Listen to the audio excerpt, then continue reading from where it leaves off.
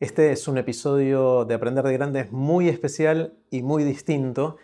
Un episodio que vengo soñando con hacer hace mínimo 5 años y que estamos en un lugar distinto y raro, muy distinto a todos los demás episodios de Aprender de Grandes. Estamos en la ridícula idea que es la Galería de Arte de Pablo Bernasconi, con quien voy a tener el lujo de finalmente conversar ahora. Pablo es uno de mis artistas favoritos que vengo siguiendo hace muchísimo tiempo y estoy segurísimo de que todos vamos a aprender un montón de Pablo.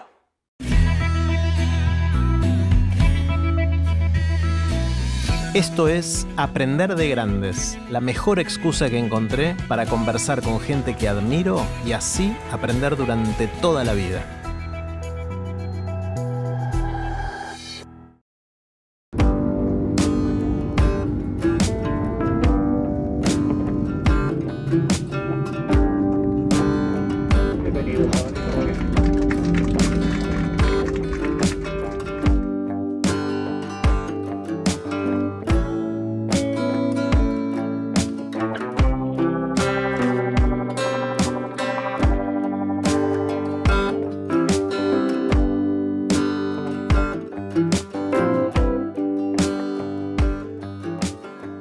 La primera vez que te dije de grabar fue hace mínimo 5 años. Sí, seguro. Y finalmente estoy llegando a la ridícula idea que me encanta.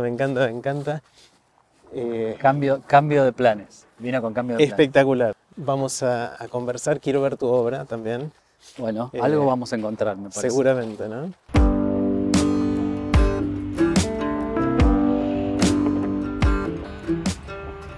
Hola, Pablo. ¿Cómo estás, Jorge? Muy bien, un lujo finalmente después de tanto tiempo. ¿Cómo se dan las cosas? Se dio la forma que tenía que ser, ¿no? Creo que sí, y mejor que esto imposible. Sí. Yo insistía en que cuando estés en Buenos Aires nos encontremos, grabemos en el estudio. Y esto es un lujo. No hubo forma. Bueno, me gusta, la prefiero. Yo también.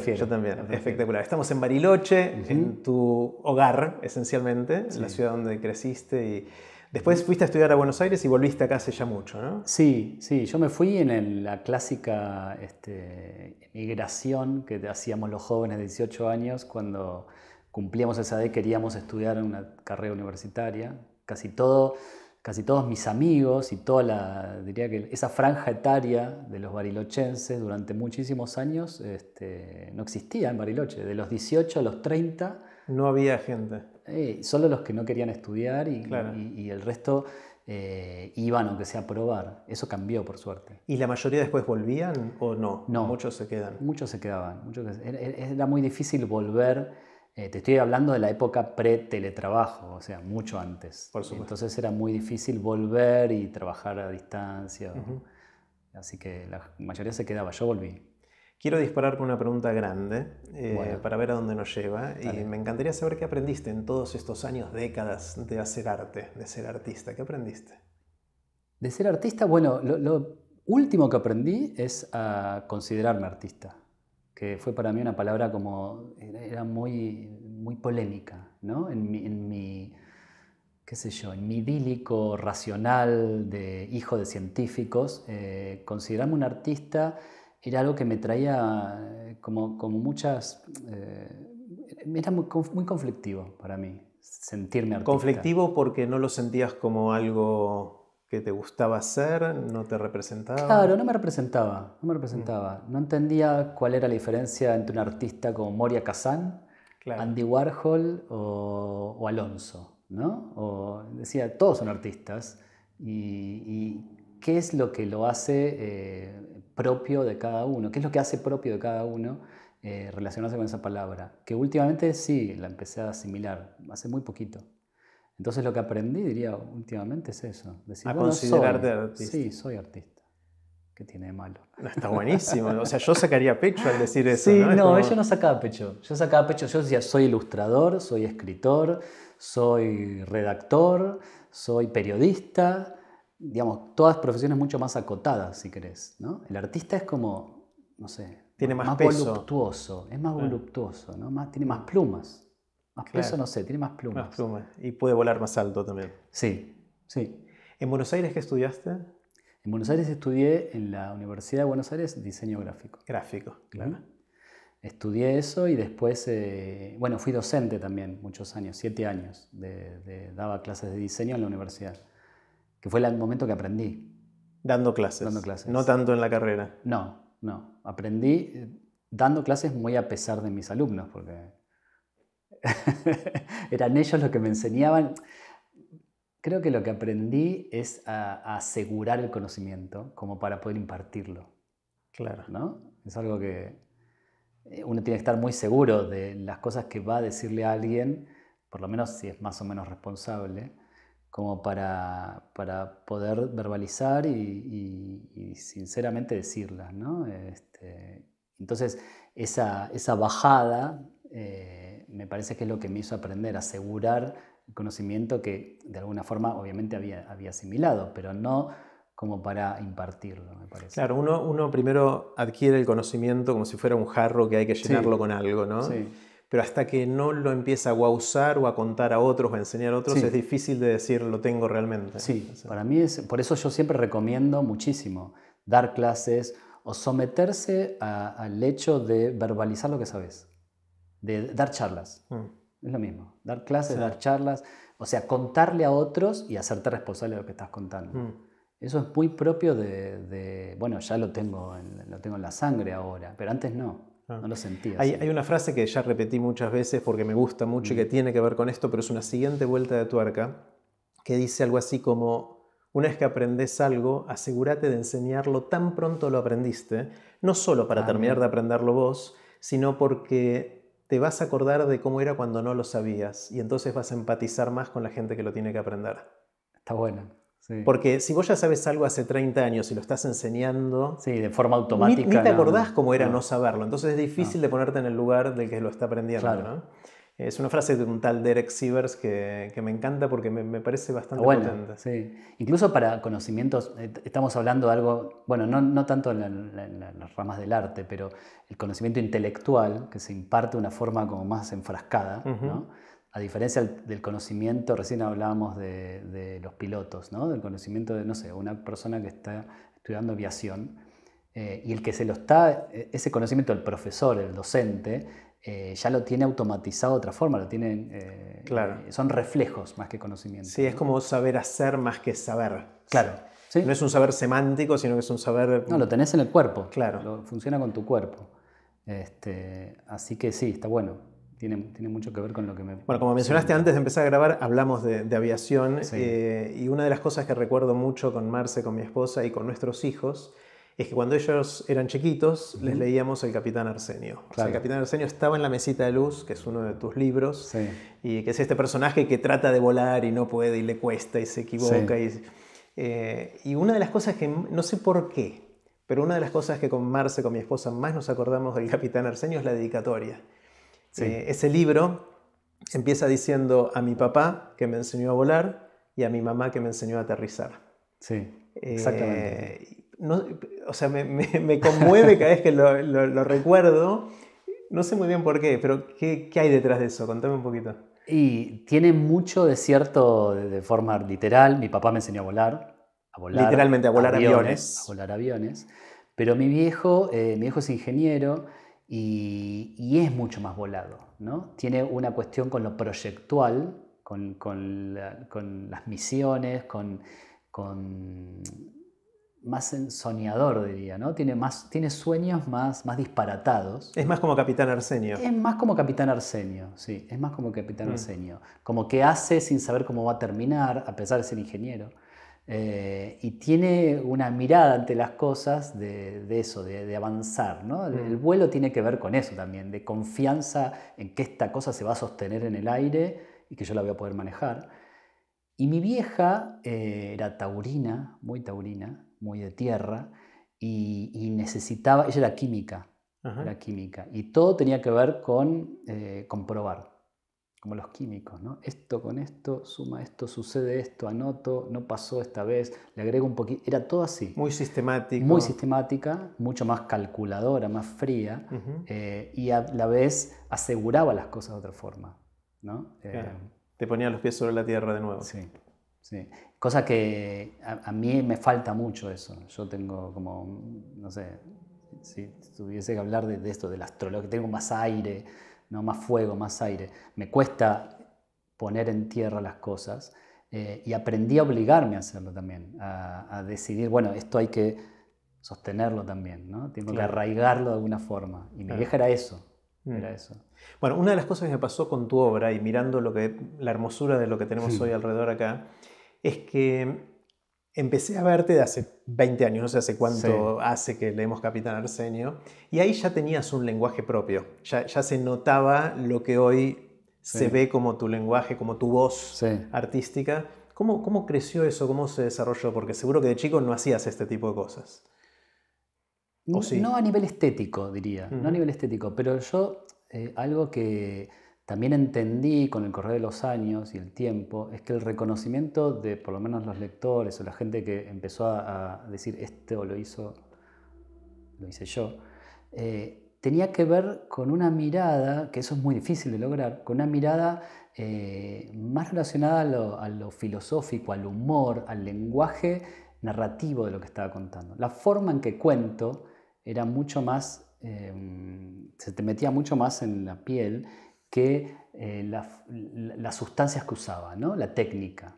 ¿Sí? A ver, explícame un poquito más eso. Es decir, lo semántico, ¿sí? El significado, esta historia de qué manera voy a contar algo y cuál es el humor que estoy usando, la mirada que pongo ante las cosas que estoy mezclando, tiene mucho más personalidad y genera mucho más identidad que lo estético.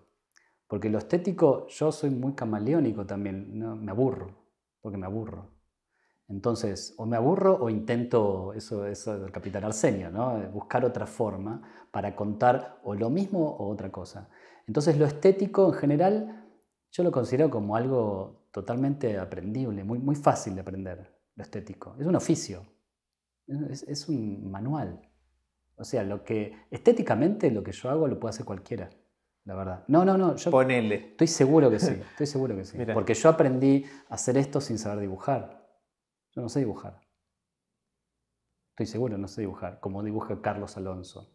Eso es otra cosa. Yo aprendí a componer cosas, eso es estético. Entonces yo sé que se puede hacer. Yo lo aprendí por obligación hacer, si querés después lo cuento, pero trabajando en un diario. A defenderme, lo aprendí por una cuestión de defensa. Ahora, lo que vaya a contar a partir de eso, la forma en que la mirada se expone y empieza a decir, esta es mi opinión, eso es identitario para mí. Eso es mucho más significativo. O sea, estás más centrado en el contenido que en el formato, de alguna manera, que en el envase. Sí, me parece como... Siempre lo vi así, siempre me pareció crucial. Y es bastante complejo también, porque es una forma muy tangencial de hacer llegar la obra de uno cualquiera, ¿no? Claro. Es más complicada. Claro. Y mirando la obra hay mucho retrato en tu obra y hay muchos de otras cosas más. El retrato, o sea, me llega por un montón de lugares y me encantan los materiales que usás. Contame un poquito de la técnica. Mirando ahí atrás, no sé si llega a verse en la cámara, está el retrato de Maradona, hecho con un pimiento rojo. O hay muchos más, creo que bueno, hay varios dando vueltas por ahí, después podemos verlos más de cerca. Dale. Pero, ¿cómo te acercás a la búsqueda del material y de la combinación de cosas que te hace decir algo de Maradona o de quien fuera? ¿Cómo es ese proceso?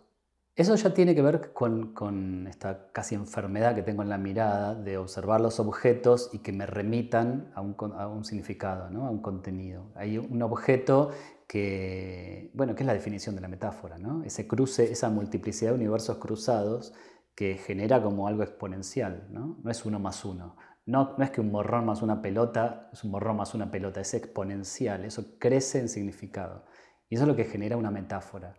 Entonces, la manera que yo utilizo primero que es lo más difícil, es decir, bueno, ¿qué opino de esta persona? ¿Qué quiero decir de Nina Simone? ¿O qué quiero decir de Edgar Allan Poe? O ahí hablamos, no sé, de Van Gogh, que está atrás. Entonces, todo eso es como escribir una carta de amor o de odio, no sé, ¿no? Y yo hago ese ejercicio. ¿Literalmente lo anotás o lo pensás? Sí, no lo redacto, querido Diego Armando, no. Pero sí voy anotando cosas que pienso de esa persona. Atributos o características. Sobre todo para sincerarme. Porque una cosa es lo que uno piensa y otra cosa es lo que uno sabe de esa persona. Claro. Y no tiene nada que ver, ¿no? Lo que uno sabe puede ser lo que leíste en el diario o no sé, o en medios. Y cuando vos empezás a indagar un poco más y te sincerás, surge algo original, inmediatamente. Primero eso, ¿no? Lista, como una lista de supermercado sería, ¿no?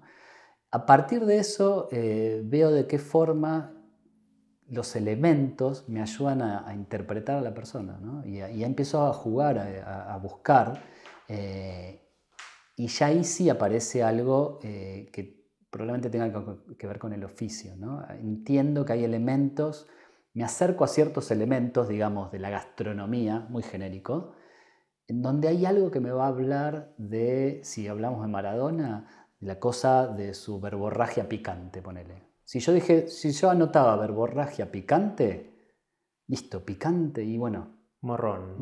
O sea, eso es muy directo, ¿no? Pero empiezo a poner cosas que me ayudan a acercarme desde el alma de los objetos, ¿sí?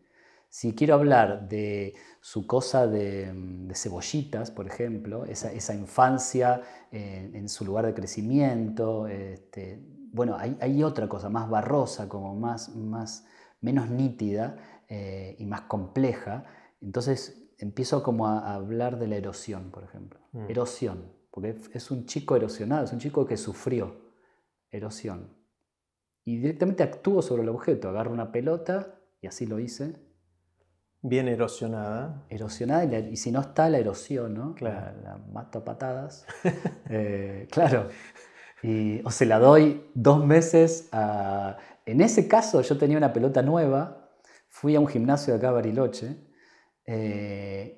y había un montón de pelotas que usaban los chicos, y fui y le dije, te cambio esta pelota nueva por esta que está destruida. No entendía la relación, ¿por qué? Claro. ¿Qué yo quiero la destruida. ¿Qué es lo que te pasa? Sí, por supuesto. Y me llevé una pelota destruida. Y esa terminó siendo la cabeza de Diego. Sí. Y ahí está también algo que yo utilizo mucho, que es cierta viveza criolla, ¿no? La famosa, puedo pasarme 2 meses lijando una pelota o ir en 5 minutos a un gimnasio y hacer un trueque y listo, ¿no? Y así hay muchas cosas de mis obras que tienen eso, ¿no? Un montón, que parecen algo, que parece que me pasé, no sé. Hay una, por ejemplo, una obra que es de James Dean, ¿no? Que es un Porsche Spyder chocado. Bueno, puedo ir y comprarme un Porsche Spyder y chocarlo, Forma 1, capaz no sé, si viviese en Los Ángeles haría eso. O puedo agarrar, como hice, latas de Coca-Cola del lado de adentro, las abollo, las quemo y parece un Porsche Spyder chocado. Entonces hay una relación mucho más directa a manejar el material y después trabajarlo por la confluencia que van a tener con los otros materiales, ¿entiendes? Es lindo también eso, a mí me gusta con el diario de ayer, entender esos procesos y qué formas tanto más sencillas hay de generar cosas tanto más originales. Claro. Cuando vas por la calle estás todo el tiempo atento a verle formas a las cosas y a interpretarlas y decir esto en qué composición va, ¿no? Sí, en realidad es algo acotado a la intención visual o conceptual en la que esté transitando, ¿no? Si estoy buscando Maradona, y estaba buscando eso. Si estoy buscando a Nina Simone, estoy buscando... En realidad es muy acotado, soy como pongo mucho foco en eso y entro como una especie de trance, un trance sano, pero un trance al fin, en eso que esté... Estás al acecho. Que estoy al acecho, sí. Pero no es que...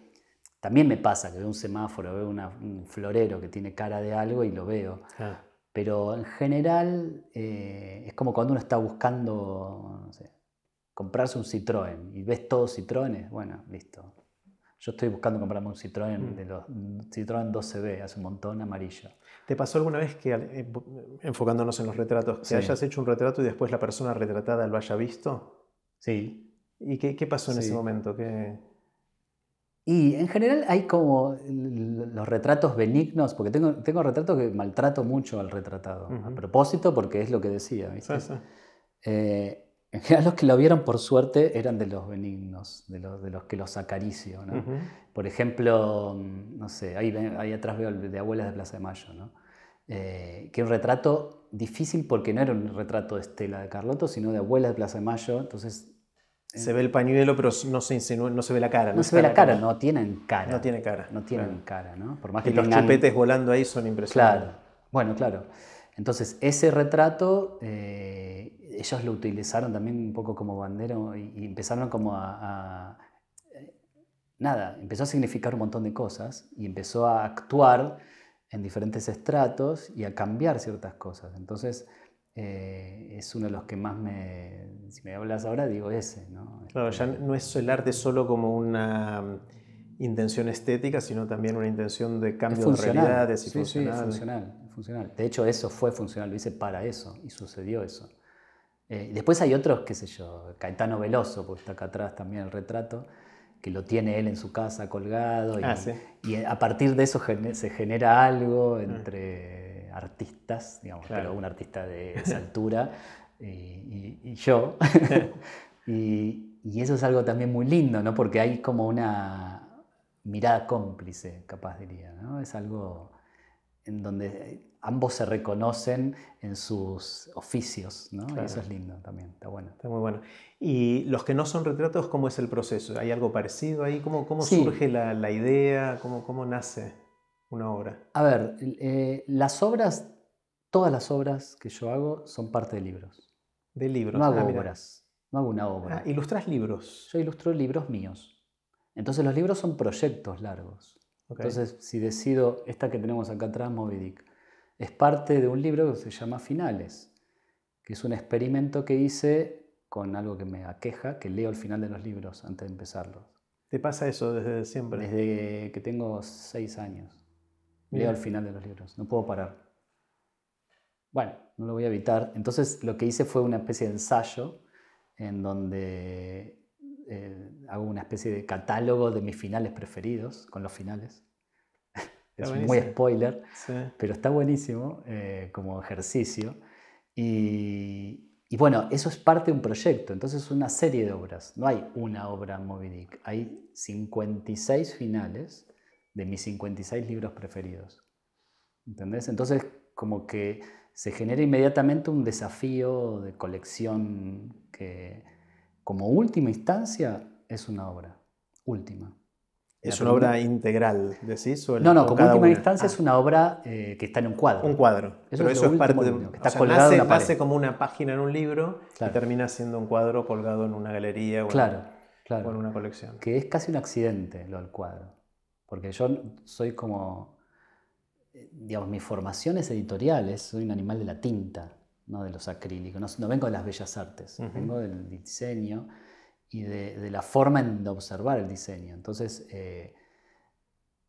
vengo de ahí. Ahora cambié con la galería, tengo como otra mirada, pero entiendo que me cuesta mucho concebir una obra única y pasar a otra cosa que no tenga nada que ver con eso. Si hago una obra, de alguna forma la tengo que... Es como si se tuviese que magnetizar la obra, ¿no? Se empieza como se le empiezan a pegar cosas, empieza a crecer, se empieza a ensanchar, ¿no? Se ensancha y de repente eso ya no tiene más forma de obra, tiene forma de colección y después de libro y después de muestra o de serie de charlas. Nunca sabes dónde termina eso. Me llamó mucho la atención de que lees los finales de los libros. Sí. ¿Esto es porque no te aguantás? O sea, ¿de dónde vienen las ganas de empezar por el final y no leer...? Me parece, yo igual soy muy prolijo, estrictamente no es que leo el final, leo el último párrafo, que no es lo mismo. Porque por ahí no entendés. No, a veces tiene una línea el último párrafo, a veces tiene, el Ulises de Joyce tiene 15 páginas, sí. El último párrafo, último punto aparte. O sea, yo me fijo cuál es ahí empiezo a leerlo, y para arriba no leo nada. Si me gusta, me compro el libro y lo leo. Si no me gusta, no. Así funciona, no sé. No sé qué quiere decir, no entiendo. Creo que si me preguntás de dónde viene, puede llegar a ser que cuando mis viejos compraban el diario, yo leía los chistes, que era lo único que me interesaba el diario. Que estaba en la última Empezabas página. por la contratapa. Sí. Y de hecho no leía más nada. De chiquito era eso, ¿no? Los chistes. Yo leía, no sé, mi viejo compraba Clarín, mi abuelo también. Bueno, leía Fontana Rosa y Tabaré y Quino. No, perdón, Quino no estaba en la ¿Quino estaba en La Nación o no? Bueno, no, Quino estaba en Clarín, pero en la revista. Ah, en la revista. En la última página no. Entonces creo que es un reflejo casi. ¿Y no es spoiler? O sea, ¿no te arruina la...? En todos los libros de Stephen King me los arruinó, sí. Claro, porque ahí pero hay otros libros que no. O sea, llamativamente... Bueno, de hecho en ese libro yo escribo un ensayo sobre los finales y los tomo como una especie de... Digamos, en general muchos de esos libros, por lo menos los que incluyen en esta edición, son como una metáfora del resto del libro, como una ventana de lo que había sucedido y sobre todo metafórica, cosa que me fascina a mí. Ese poder metafórico de en 4 líneas, no solo resumir un libro, porque capaz no lo está resumiendo, pero te está haciendo un cierre que incluye el libro. Claro. Me imagino también que debe haber algo interesante de la intriga de cómo va a llegar a eso, ¿no? Sí. O sea, cuando lees el final decís, bueno, ¿cómo se las va a ingeniar para que ese sea el así? final? Claro, sí. Eso puede ser una mirada interesante. Sí. Sí, hay algo digamos, por supuesto hay un ápice de ansiedad, por supuesto, tiene que haberlo, ¿no? Que empezás un libro y estás linkeando a ese último párrafo. Pero a mí justamente lo que sucede es que me la quita, porque ya lo leí. Te quita la Entonces ansiedad. puedo tardar un montón, puedo leerlo con mucha más tranquilidad, por haber leído un último párrafo que no tiene nada que ver con nada, pero me la quitó. Y nada, me alivia y me gusta. Y eso hizo que leyera libros como el Ulises de Joyce, o libros que son imposibles, muy difíciles, con total parsimonia, ¿no? Claro. Claro, es difícil, aparte es re largo el Ulises de Joyce y es difícil de leer. Dificilísimo. Pero yo lo leí con bastante, no sé, diría, placer. Mira. Sí. Antes de empezar a grabar, me contabas de tu relación con el teatro, que me llamó mucho la atención. Recordame un poquito esa conversación. Eso fue hace unos años, en el 2016, hicimos una obra de teatro que se llamaba Mentiras y Moretones, con 2 amigos, con Eugenio David y con Pablo Ríos. Después se sumaron algunos más. Eugenio era actor, el único actor, y Pablo era músico. Y la obra surgió a partir de un libro que yo escribí que se llama Mentiras y Moretones, que tiene una serie de cuentos alrededor de los golpes, de los golpes de la vida, digamos. Y fueron años especialmente duros en mi vida, esos, el 2015-2016. Y surgió como una especie de decantación de algo que a mí me pasaba que no me gustaba para nada el teatro. ¿No te gustaba como espectador? Como espectador. La pasaba horrible en un teatro. Me daba vergüenza ajena, me quería ir, no me lo creía, nunca entendía... O sea, no suspendías la incredulidad. Para como nada, dicen, no. Incluso había cosas que me chocaban, bueno, ciertas cositas del teatro que a mí no me gustaban. Y entonces empecé a ver más obras de teatro para sanar eso y ir cada vez peor, cada vez me gustaba menos. Entonces tomé la decisión de o cambiar de curaduría a la hora de que lo que estoy viendo capaz me está equivocando en todas, o intentar jugarme yo a hacer una que me guste a mí, a ver qué pasaba. Y opté por esa, opté por juntar a 2 amigos y empezamos a jugar con este libro y empezamos a vincularnos con cosas que nos gustaran los 3, ¿no? Y sobre todo con dejar afuera cosas que no nos gustaran. Me encanta porque a mí me pasa lo contrario. Cuando algo me gusta mucho, trato de entender cómo se hace. Ejemplo, claro. El humor, por ejemplo, ¿no? A mí me encanta la comedia de stand-up. Claro. Desde siempre con mi esposa nos gusta ir a los shows, vivimos en Estados Unidos y ahí nos gustaba mucho, volvimos acá y empezó la movida del stand-up en Argentina y vimos un montón de eso y en un momento me agarró la intriga y digo, ¿cómo ¿cómo se hace para hacer reír a otra persona? ¿No? Sí. Entonces me hice un curso y traté de hacerlo, experimenté un poquito, no me fue tan bien, pero estuve un poquito del otro lado, pero más motivado por el placer que me daba a mí de espectador. Me llama la atención que vos lo hacés casi como catárquico, ¿no? De tratar de sanar algo que no te gusta. Sí, porque sobre todo, digamos, era algo que me tocaba de cerca, porque de hecho me pasaba también que mis libros los llevaban al teatro, los textos, y yo no los iba a ver porque no quería decirles que era toda una serie de situaciones que me empezaban a pasar que las tenía que resolver. Así que lo resolví, y de hecho lo resolví porque hoy puedo ver teatro con mucha más tranquilidad la mayoría de las veces. No te diría que la paso bien, pero no la paso tan mal. Y he visto obras que me gustaron muchísimo también. ¿Y eso es por haber estado del otro lado? O sea, sí. ¿por qué cambiaste? Me parece que entendí el lenguaje, lo asimilé, me animé a sumergirme en eso, que antes me costaba mucho. Pero la cosa es que se modificó. Por supuesto, además, parecido a lo que estabas contando recién, empiezo a ver la complejidad de un actor y de la proyección y de los textos y el escenario y la escenografía. Dije, no, esto es difícil de verdad. Entonces empecé a notar bueno, ahí sí, a diseccionar un poquito cómo funciona eso, y entonces ves las habilidades o no de cada obra de teatro, ¿no? Me gusta hacer eso. Y eso también creo que en general hago ese tipo de cosas, ¿no? De desarmar las cosas. Eso viene de mi viejo ingeniero, ¿no? De mi hijo también lo tiene, como que desarmamos cosas. A ver cómo tiene funciona por adentro, claro. Adentro. Si por afuera es así, ¿cómo es por adentro? Me interesa mucho más. ¿Cómo es por adentro esto? Ya sé que después no lo voy a poder armar. Claro. En general no lo puedo armar. Bueno, quizás una manera de interpretar la obra tuya es que nos mostrás un poco lo que hay por dentro de cada uno de estos personajes o escenas o lo que fuera, ¿no? En el lienzo, en este caso, es ver algo de esos mecanismos internos, ¿no? De qué está hecho. Sí, y bueno, hablábamos de los retratos. Eso tiene mucho de obviar la fisonomía, ponele. Mis retratos están por afuera de lo fisonómico. Lo fisonómico es... Abuela en Palacio de Mayo no tiene cabeza. O sea, ni siquiera tienen cabeza. Y hay un montón de retratos que hice sin cabeza. Y se entiende quién es. Entonces, lo fisonómico, desde muchos puntos de vista, es lo más superficial que tiene una persona para mostrar. La cabeza, la nariz grande. O sea, esa es la diferencia entre una caricatura, ¿sí? Y un retrato.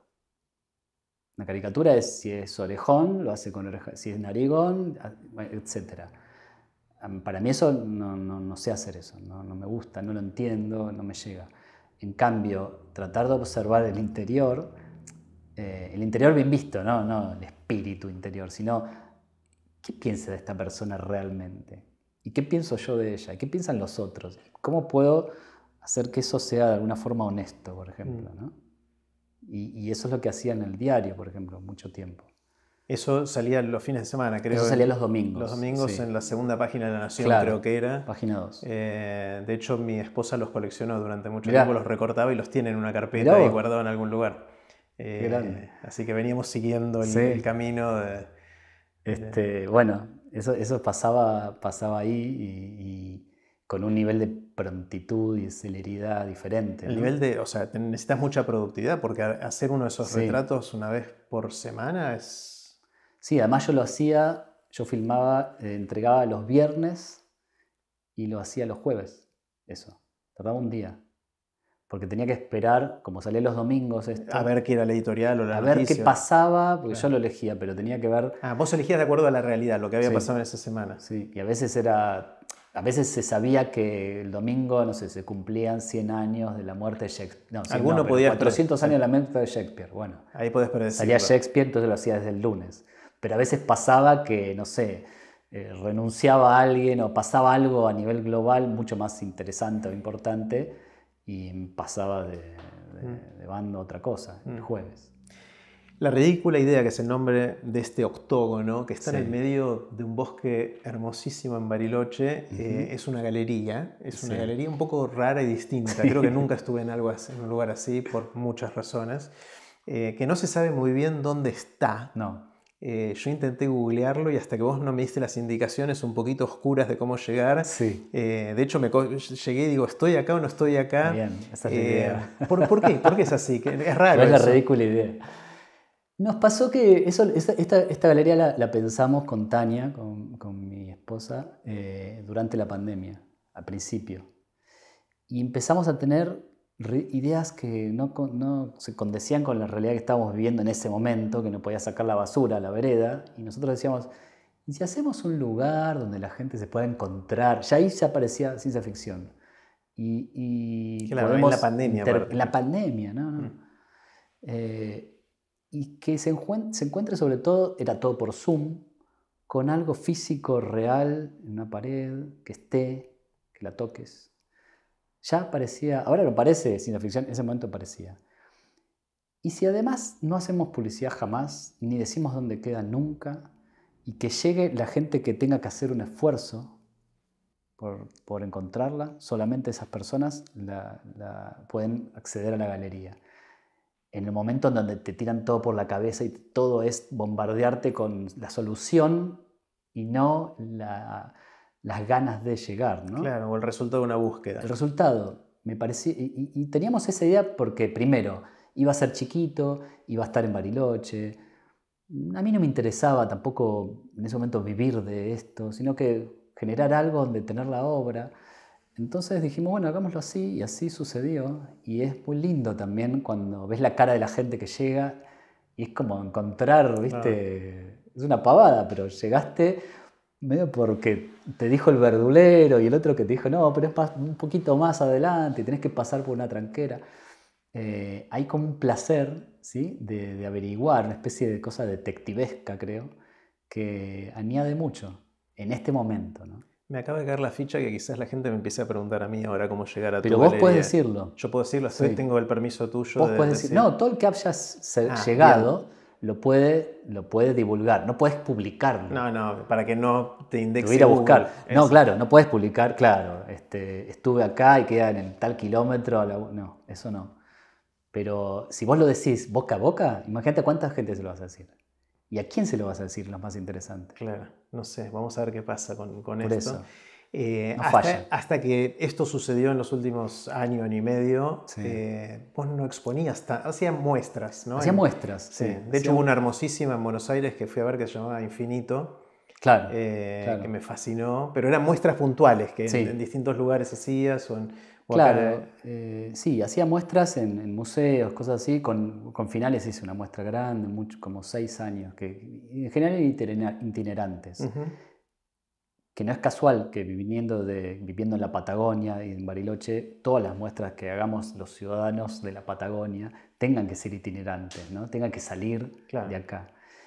Y para mí era todo un desafío que no vayan a Buenos Aires, por ejemplo. ¿Vos querías que no fueran a Buenos Aires? Como último punto fueran a Buenos Aires. Mirá. Que recorran todo el país. Finales recorrió 6 años todo el país y en la última vez se expuso en Buenos Aires. Los finales son estos 56 finales de libros. Que hice una muestra con eso. Entonces, el último punto fue Buenos Aires que tocamos. ¿Hay alguna de esas obras acá del finales o no? Todas estas. Moby Dick. Moby Dick, esa es en después Martín las vemos más de Fierro, cerca. El Quijote de la Mancha. Después las vemos más cerca. Sí. ¿Y en qué te cambió tener una galería? Primero empecé el hecho de poder vivir también de la venta de obras, ¿no? Que yo no lo hacía para nada, yo no vendía obras. Y empecé a entender que, bueno, que es una forma también interesante de acercarse a la gente de forma no masiva, ¿no? Yo soy publicaba en los diarios, como la gente me veía a través de los medios. Uh-huh. Acá la gente viene, se acerca, tiene como una parsimonia diferente y una llegada mucho más, se conmueve de otra forma, me parece, al llegar a una obra que tiene volumen. Y sabes que, como a mí me pasa, ¿no? Cuando vas a ver una obra de Van Gogh y ves que por acá pasó la mano de este tipo y a mí me conmueve eso. Entonces, me cambió eso, ¿no? Ir a algo mucho más sustancial, me parece. La galería se maneja en esos términos, de algo mucho más sustancial, para mí. Dentro de un rato te voy a hacer preguntas cortitas, pero antes quiero ver un poco las obras. Bueno. ¿Podemos pasear un poco Sí. por la galería y me muestras las obras? Sí, claro.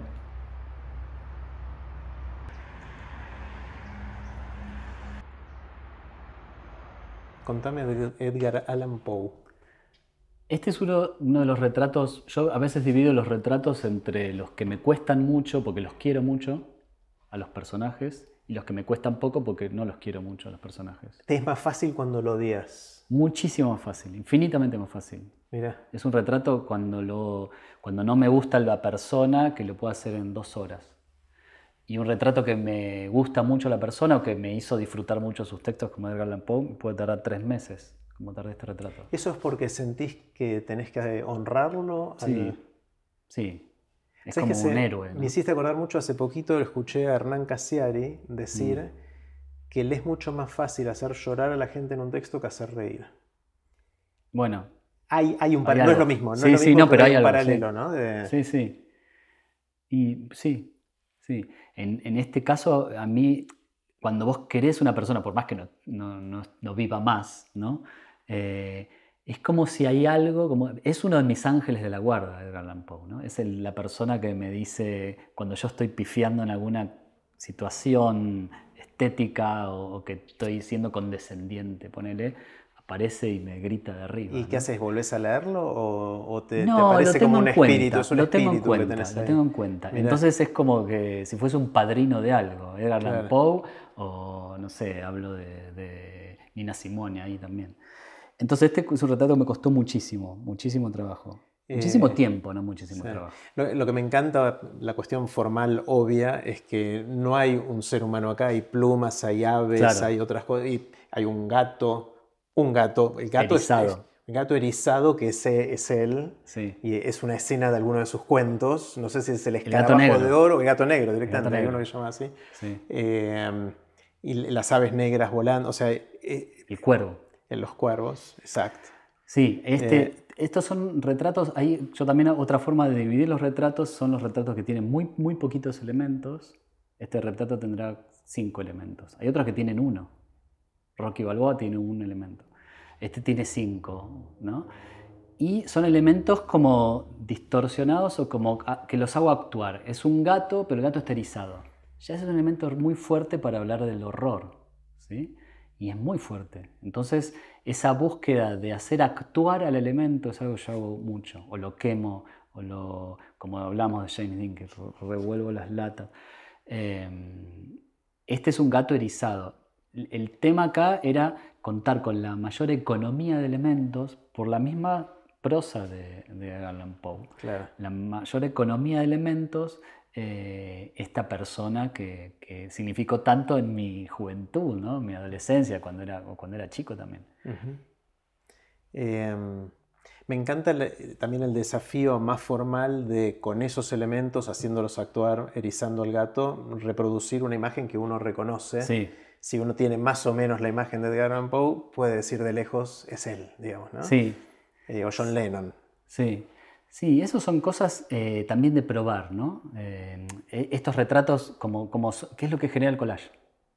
Collage real. De poner una pluma, poner otra pluma, poner un papelito, y mueves para un lado, mueves para el otro. Como que vas viendo y en un momento sucede algo.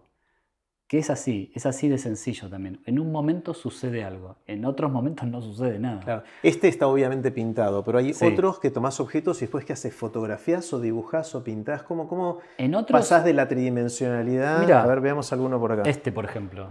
Este tiene mucho también de espacio de collage. O sea, esto es una pluma real. Ah, mira, y está pegada. Es un collage. Es un collage, esto es papel de un álbum de Nina Simone, Silk and Soul, ¿no? Cortado. Esto es alambre, el resto está pintado con oro, con un acrílico que se asemeja al oro. Y hay telas, no sé, hay cosas pegadas. Muchas cosas pintadas, muchas cosas pegadas y algunas cosas digitales. El puño es digital. Ah, mira, ¿y lo imprimís después? ¿Cómo? Imprimo una base y después pinto arriba. Claro. Pinto como una forma. ¿Sí? El resto lo voy lo voy pintando, le voy quitando, le voy agregando, perdón, volumen. Claro. Sí. ¿Y por qué lo haces digital y no lo dibujas directamente? Me gusta la impronta del collage, ¿no? Yo busco el collage, que es lo que más sucede acá. Entonces, si lo pegara, me parece que quedaría como en un estrato, no sé, en ese momento me pareció que tenía que ser diferente a esto y a esto, Claro. el puño, ¿no? Sí, sí. Que no tenía que ser pegado. Entonces lo hice así digital. Y John Lennon también es algo que lo veo y lo reconoces de lejos. Claro. Obviamente John Lennon tiene una figura tan reconocible, ¿no?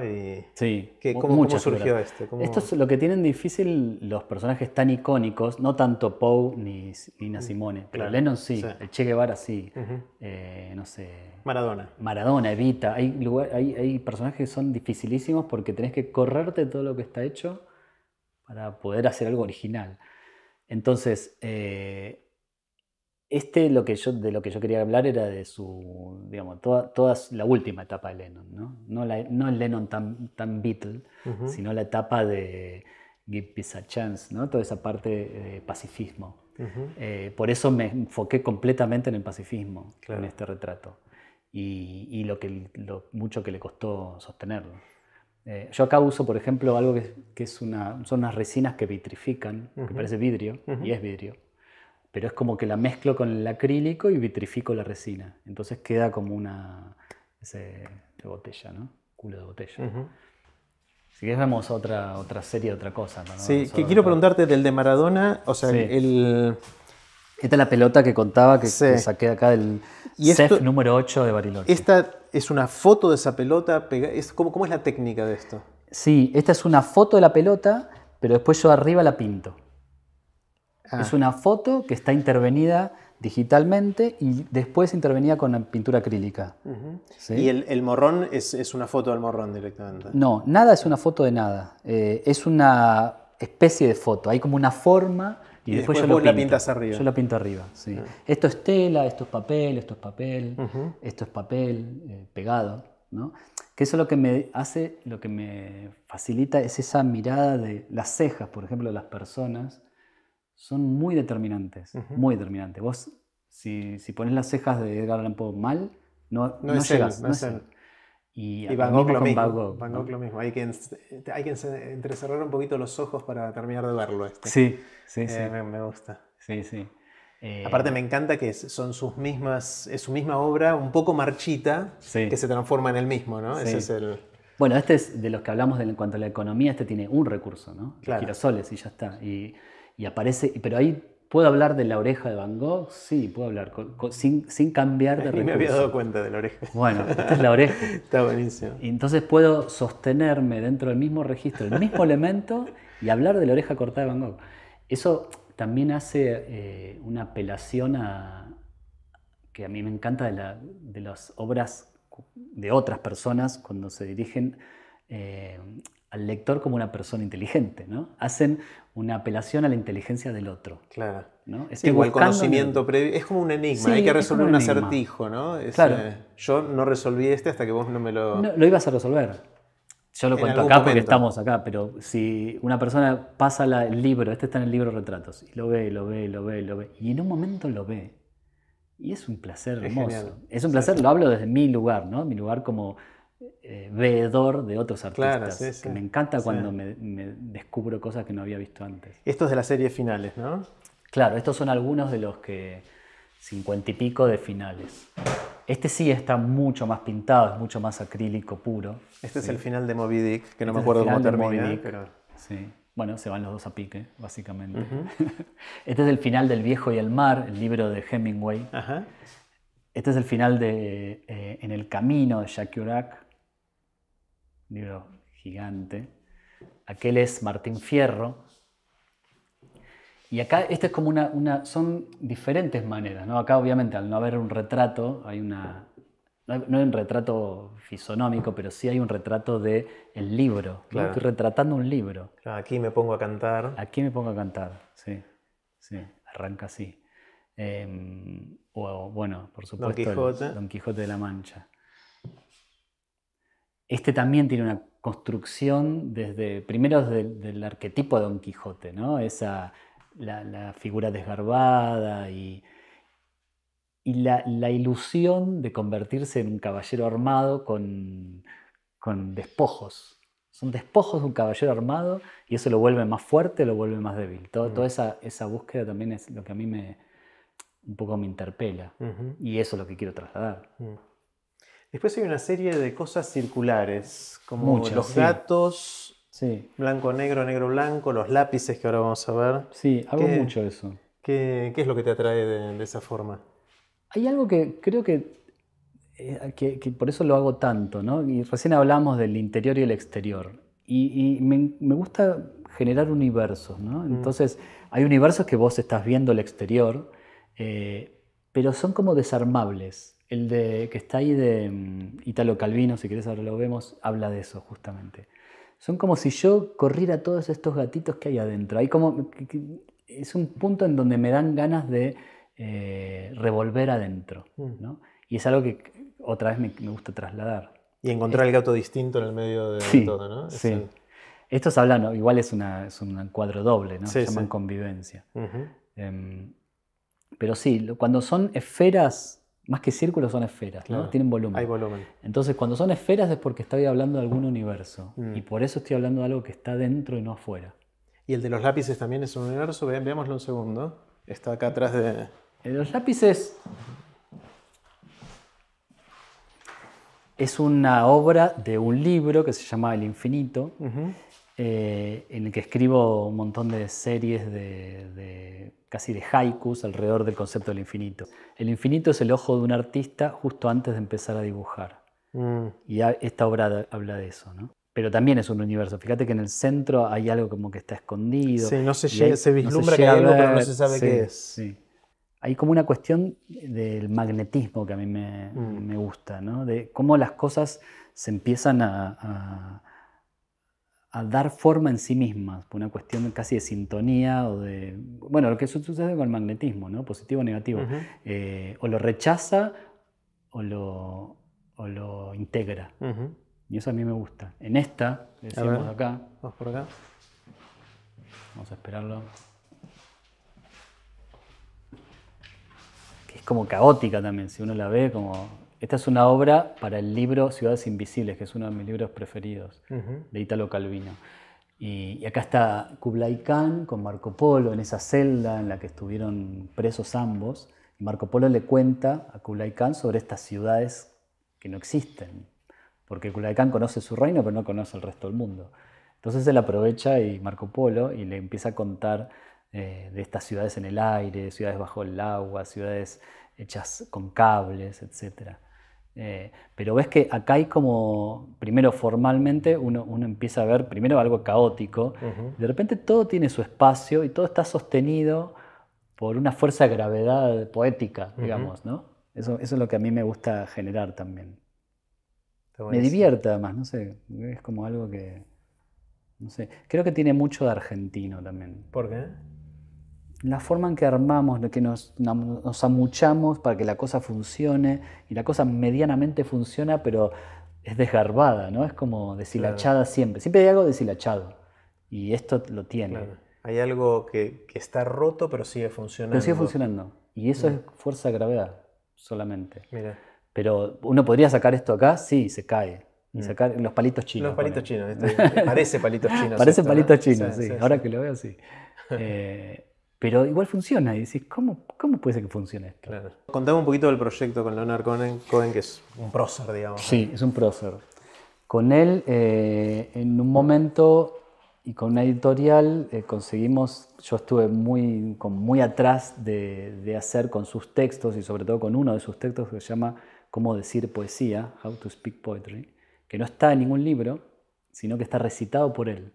No está escrito, está hablado, mirá. Después está transcripto, obvio, pero está hablado, si vos lo buscás en YouTube, está. O sea, él no lo publicó. Yo lo busqué por todos lados y no lo encontré.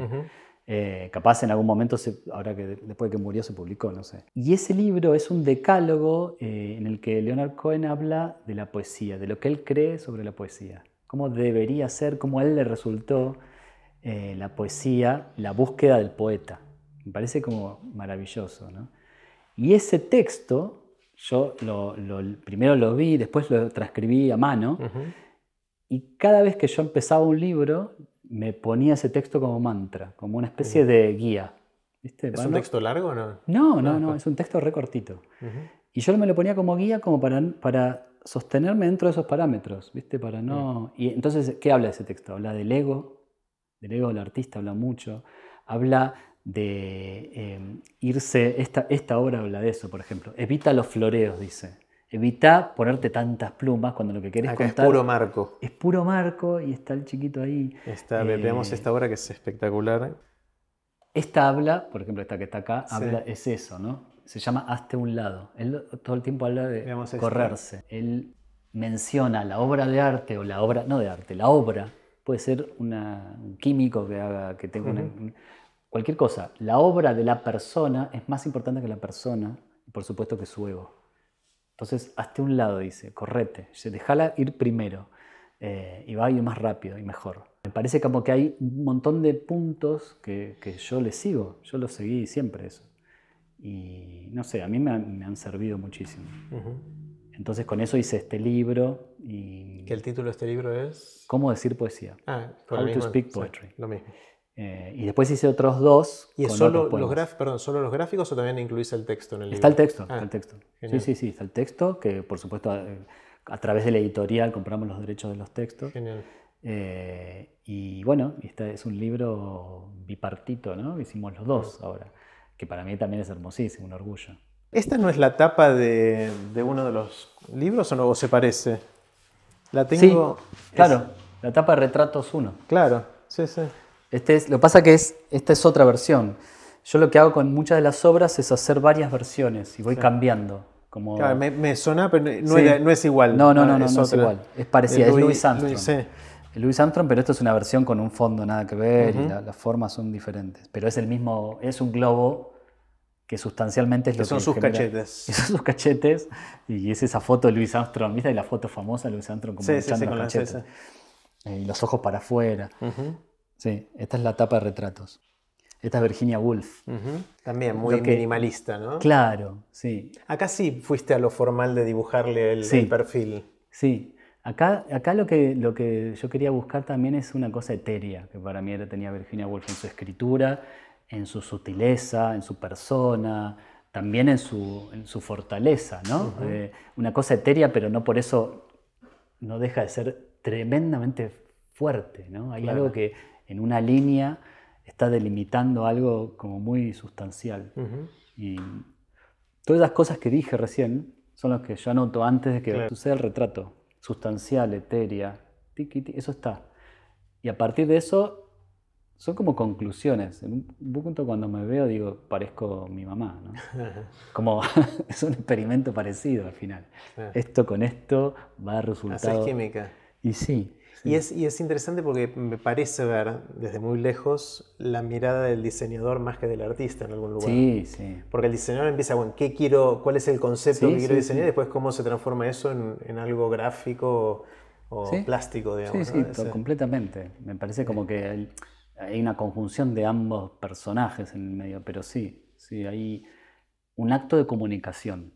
Claro. Y como buen acto de comunicación se tiene que entender, ¿no? Que eso es algo que en las bellas artes no está tan claro, ¿no?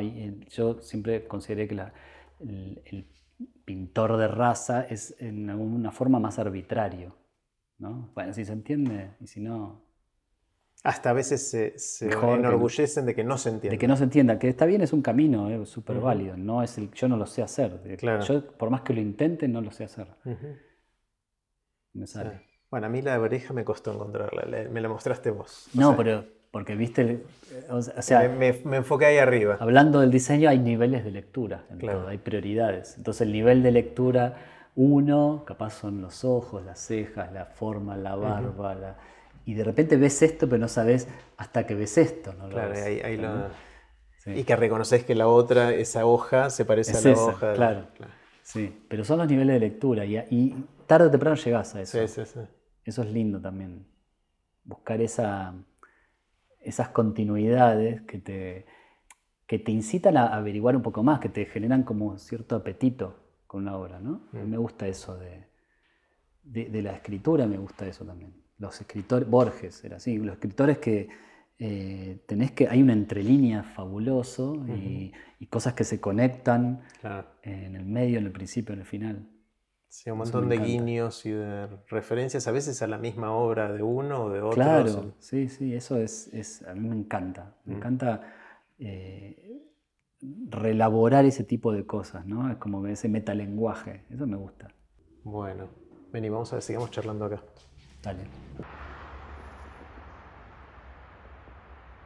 Bueno, gracias Pablo por hacerme esta visita guiada a parte de tu obra tan grande.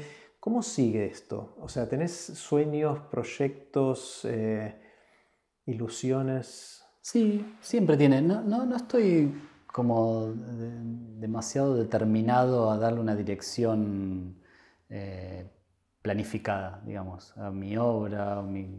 Ahora estoy en esto y en esta parte más de la obra de arte, digamos, ¿no? Es un mundo que no conocía y como tal, como me pasó con el teatro, que me rechazaba también, no solo no conocía, sino que rechazaba un poco.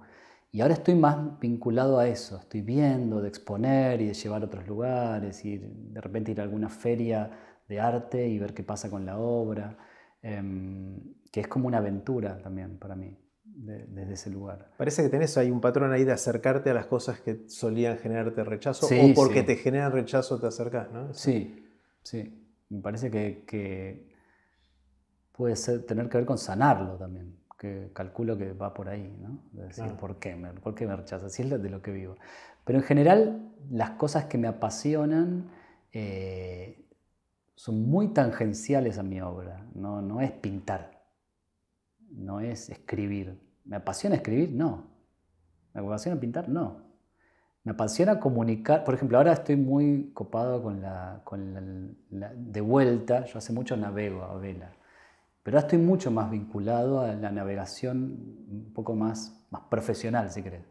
Y entonces sé que por ahí algo va a pasar pronto, que tiene que ver con una interpretación de eso en algo relacionado a lo artístico. Se empiezan a fusionar. Claro. Siempre me gusta pensar que en la vida tenemos como silos, ¿no? Como distintos compartimentos estancos de distintas cosas, nuestra familia, nuestros amigos, nuestro hobby, el laburo, y de repente cada vez que se juntan dos de esas cosas, o sea, a veces está bueno dejarlas solita alguna, ¿no? Pero de repente hay un puente inesperado, insospechado, improbable, que genera cosas interesantes, ¿no? Sí, yo creo en eso, ¿no? Y a mí me ha funcionado eso, entenderlo y prestarle mucha atención al conocimiento tangencial, ¿no? Porque uno está acostumbrado, y más hoy, bueno, me gusta esto, estudio de esto y me especializo en esto y cada vez más pequeño y más focalizado, que es una alternativa, digamos, no está ni mal ni bien. A mí como que me aburre y no me nutre. En cambio, si voy por los costados y me voy acercando, lo voy abrazando desde diferentes lugares que a veces son insólitos, siempre son insólitos, no, a veces no, está mal dicho, siempre son insólitos. Entiendo que hay hay un nivel de profundidad al que llego que tiene que ver con la suerte, que tiene que ver con lo casual, que tiene que ver con algo medido también, ¿sí? Y que tiene que ver con el instinto. Claro. Es interesante lo de la suerte, ¿no? ¿Es la suerte o es saber que hay un montón de azar y cosas que te pasan y estar con los ojos abiertos para ver qué hago con esto? O sea, la suerte puede interpretarse como cosas que te pasan o cosas que aprovechás, ¿no? Sí. Con el nivel de sintonía al que estés, con cuán permeable estés a cosas que de otra forma hubiesen rebotado, ¿no? ¡Pum! Te rebota, te pasa algo que en otro momento lo utilizás como materia para un cuento, para una obra, o lo dejas pasar o rebota, ni te das cuenta que está sucediendo. Eso no es suerte, eso es sintonía y prestar atención. Pero no sé qué pasa con la suerte, hay algo también. Yo estoy como confundido, digamos. Por ahora estoy confundido. Más adelante, capaz si hablamos en 10 años, te digo, no, al final, ¿sabes qué era la suerte? No sé. Claro. Pero hay algo cuando estás en esa sintonía que pareciera que tenés suerte. ¿Cómo justo me pasa esto ahora que estoy...? Pero pensá todas las cosas que por poco te pasan y no te pasaron. Sí. En realidad nos pasan un montón de cosas y uno puede interpretar la suerte como decir, de todas esas cosas que me pasaron, algunas las pude agarrar y hice algo con eso. Y sí. Y el que dice yo no tengo nunca suerte, quizás no es que no le pasaron cosas, sino que no estuvo atento. Sí. O al acecho, como decíamos antes. Al acecho, sí. Sí, puede ser todo junto. Me parece que hay que... De vuelta, eso es tangencial. Es tangencial, porque estar al acecho y buscando solamente que te toque lo que te tiene que tocar, se va a convertir en un problema rápido. Vi hace poquito que hiciste algunos talleres de creatividad en algunos lugares maravillosos por la zona de Bariloche. Por la Patagonia, ¿Cómo se enseña eso? ¿Cómo se ayuda a que otros experimenten el proceso? En este caso, bueno, hablando de lo que decíamos recién, ¿no? En este caso fueron unos talleres que hice en la isla Victoria. Entonces, por eso se llama Victoria Creativa, porque tenía 25 personas en una isla, no se podían ir, nos lleva una lancha y se va la lancha, entonces nos deja ahí, en un hotel muy lindo que hay en la isla Victoria, que está todo como, bueno, relacionado. Entonces, desde la gastronomía, desde las cosas que vamos a comer, que uno busca en la huerta que tienen ahí, hasta los ejercicios que hacemos, todo está vinculado con ciertas cosas que a mí me interesan contar. Por ejemplo, la relación de uno mismo y su creatividad con la niñez. Okay. La enorme relación que tiene la niñez y la mirada de la niñez con la creatividad de adultos. Entonces hay muchos, ponerle ejercicios, es raro llamarlo ejercicio, pero ponerle que usemos esa palabra. Ejercicios que apuntan a darse cuenta cuán significativa fue la niñez y esa mirada en nuestra mirada. Y de esa forma también empezar a utilizarla. ¿Y cuando decís de la niñez te referís a qué nos gustaba hacer, qué nos daba placer, o algún trauma? ¿Qué bueno, hay mucho, sí, casi todas son qué nos gustaba, qué no nos gustaba, por qué no nos gustaba, quién nos ayudó y quién no nos ayudó, empezar a identificar. ¿De qué forma? Uso una frase que me encanta, que es de una poeta norteamericana, se llama Louise Gluck, que dice, miramos el mundo una sola vez en la infancia, el resto es memoria.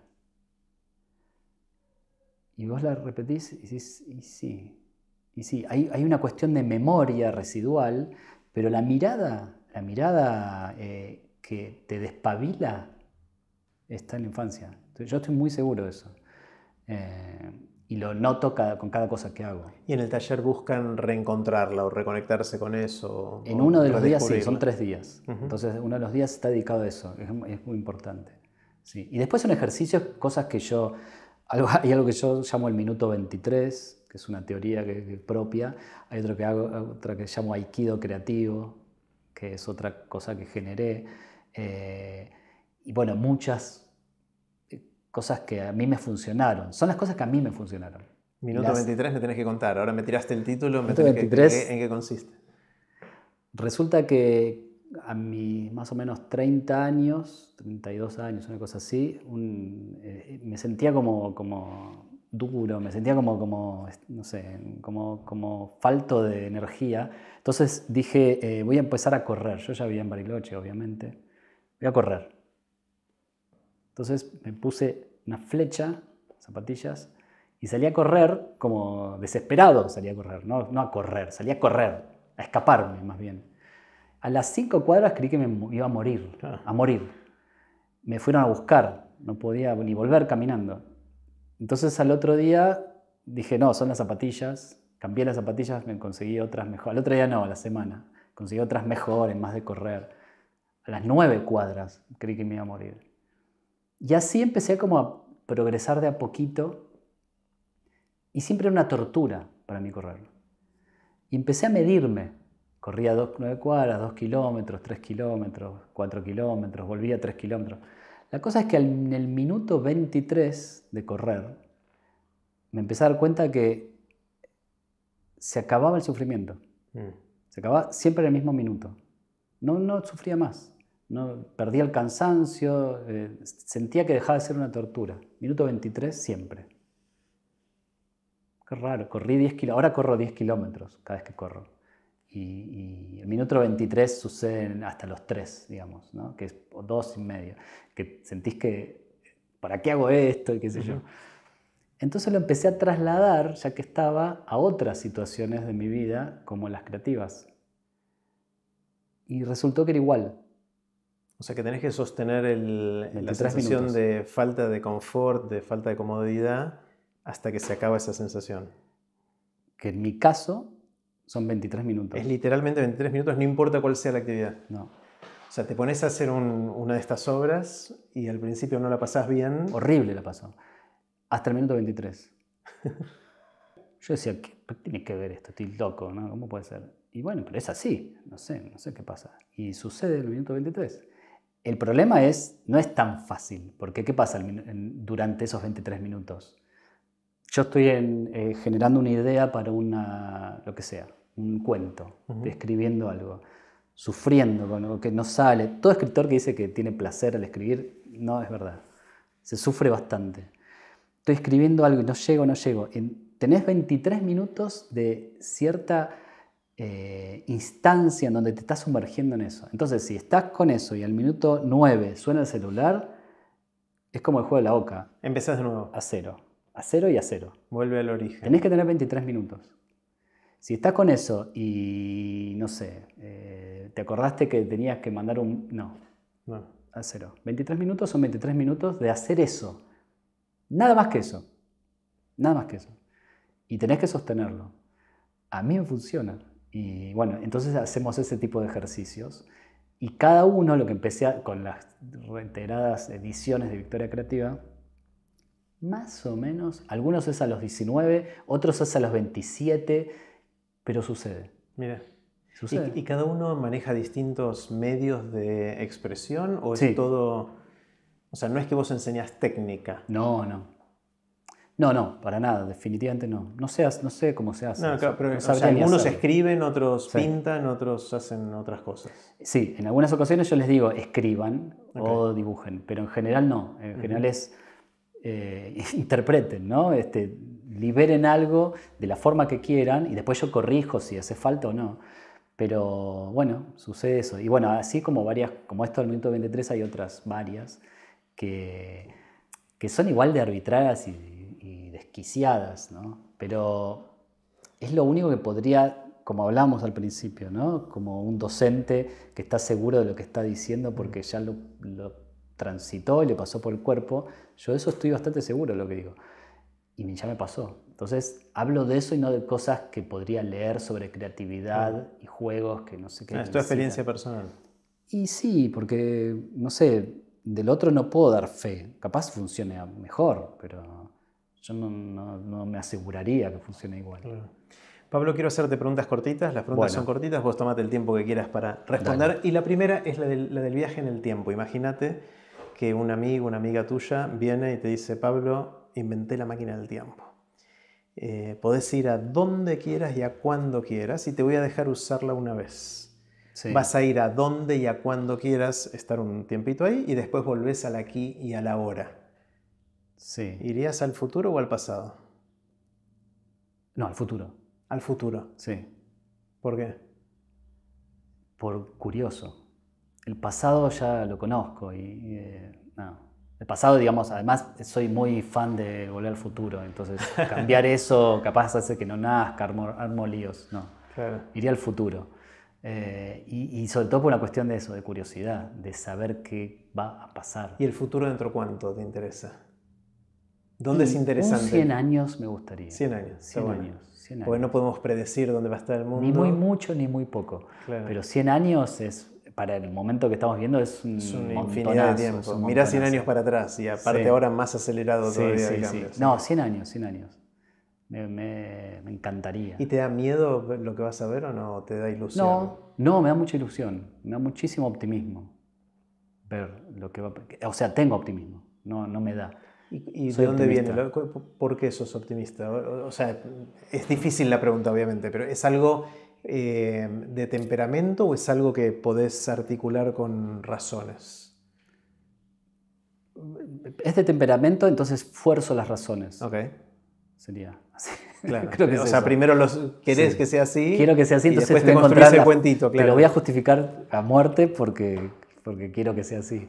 Me parece que, digamos, si nos remitimos a todas las pruebas de todo lo que está sucediendo, no tengo ninguna razón para ser optimista. Pero por otro lado, hay ciertas búsquedas de la ciencia, sobre todo, que me permitirían decir que el avance tecnológico tiene mucha capacidad, si se llega a vincular realmente con la conciencia de la humanidad, que es lo que le faltaría, de que muchísimas cosas se solucionen, muchísimas cosas, ¿no? Los que hemos transitado, capaz, por ejemplo, parientes o seres queridos con enfermedades duras, entiendo que eso se va a resolver y bueno, eso ya es un gran síntoma del optimismo y estoy seguro que se va a resolver. Y por otro lado, todo lo que tiene que ver con la ecología, con la conciencia global, con el calentamiento, creo que todo eso, obviamente, si logramos de vuelta equiparar la tecnología con la conciencia humana, se va a resolver, se va a resolver. ¿Qué sabes ahora que te hubiese gustado saber cuando estabas empezando hace unos cuantos años atrás? Es decir, si pudieras hablarle al Pablo más chico, más joven, ¿qué le dirías? Creo que le diría que no se apure, que confíe. Me parece que hay algo que hoy me pasa. Yo tengo 49 años, digo, por cumplir 50. Creo que tiene que ver también con esa bisagra de edad, de los 50, próximos 50, en donde yo hoy creo que me puedo sentar a esperar. Porque sucede. Y eso es algo que jamás hubiese dicho en la mirada de antes, ¿no? Porque, bueno, mucho menos en la adolescencia. Somos muy ansiosos de adolescentes, de jóvenes. No sé si ansioso, pero desconfiado. Si no lo hago yo, no va a pasar. Y hoy creo que estando más o menos en sintonía, estando en el lugar adecuado, las cosas se acomodan. Las cosas se acomodan. Mucha cautela con esto que estoy diciendo, por supuesto. No es la cama, tirado en la cama. Claro. No va a suceder así. Pero uno pone en marcha algo y en lugar de toquetearlo, digámoslo de esa forma, pongo en marcha algo, en lugar de estar todo el tiempo toqueteando, corrigiendo y sacándole y poniendo, tengo que dejar que eso germine. ¿Sí? Como las ideas también pasa eso. Y es el cuadro de lo de Leonard Cohen, ¿no? Sí. O sea, del jinete que deja que su caballo le gane. Hasta un lado.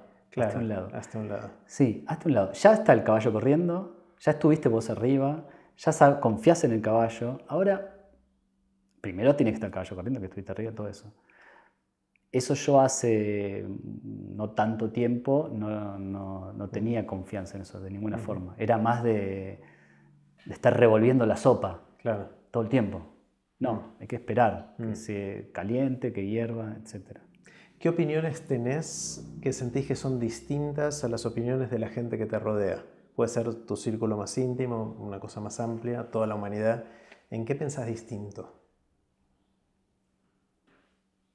No sé si pienso distinto, pero sí tengo como una forma diferente de conducirme con respecto al, capaz diría, a la acción y reacción de las cosas, ¿no? Por ejemplo, con la violencia o con lo que tiene que ver con si alguien te hace algo, vos tenés que actuar igual o peor, ¿viste? Que hay algo que... La vendetta, ponele. El ojo por ojo, digamos. El ojo por ojo. El ojo por ojo. Yo descreo completamente de eso. Descreo totalmente.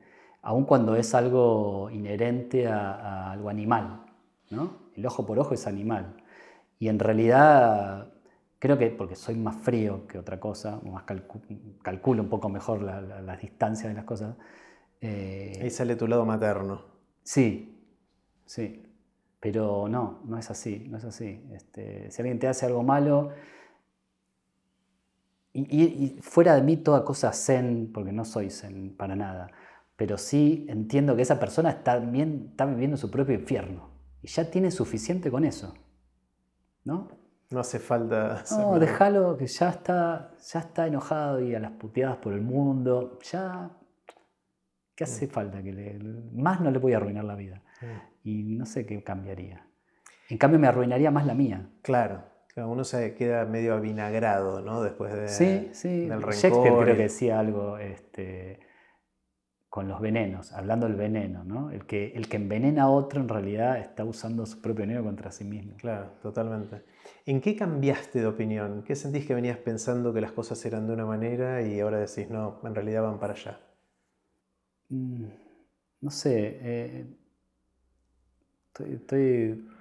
es algo que no tengo muy claro todavía, la verdad no sé. Cambio mucho de opinión, ¿no? Esto que te contaba pero en general no cambio, fuerzo mi opinión a que concuerde con lo que quiero que pase. O sea, es como una decisión consciente es una decisión de cambiar. Consciente, sí. No suelo cambiar de opinión en general, ¿no? Adecuo las cosas.